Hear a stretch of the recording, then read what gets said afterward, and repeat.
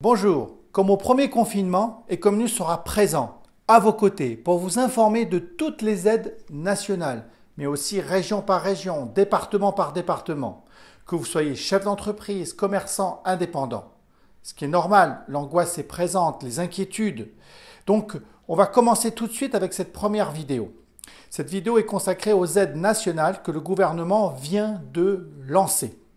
5 aides sont mises à votre disposition. Tout d'abord, le fonds de solidarité. Les conditions d'accès sont beaucoup plus favorables qu'au premier confinement. Mais par contre, attention, elles ne sont que pour les entreprises qui sont fermées administrativement. 10 000 € par mois pour les entreprises de moins de 50 salariés.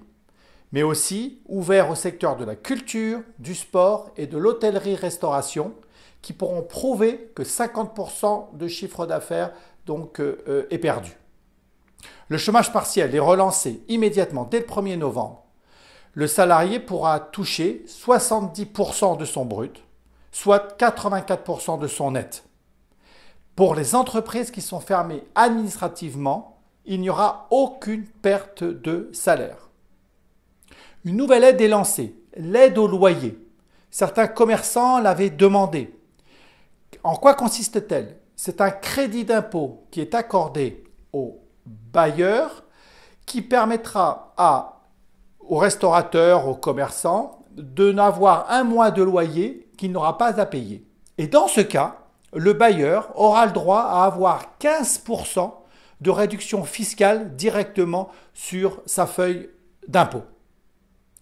Ensuite, nous passons bien sûr au prêt garanti de l'État, le fameux PGE. Deux choses. Un, il est prolongé jusqu'en mars 2021 et non pas jusqu'en décembre 2020.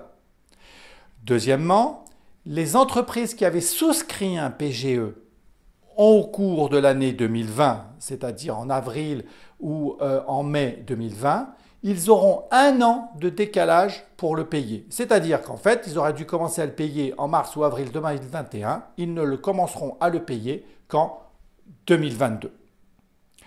Ensuite, nous avons bien évidemment les exonérations fiscales. Les exonérations fiscales seront donc accordées à toutes les entreprises qui sont fermées administrativement. Elles n'auront aucune charge à payer, d'une part, et elles sont ouvertes aussi au secteur du tourisme, qui pourra prouver que l'entreprise a une perte de 50% de chiffre d'affaires. Donc vous voyez, nous avons donc 5 aides qui sont mises en place. Ça va permettre déjà de pouvoir répondre à peu près à tous les besoins et à toutes les demandes des entreprises. Mais bien évidemment, Ecomnews sera aussi présent au quotidien, comme je vous le disais tout à l'heure, parce qu'il y aura aussi des aides qui vont être mises en place par les départements, par les régions.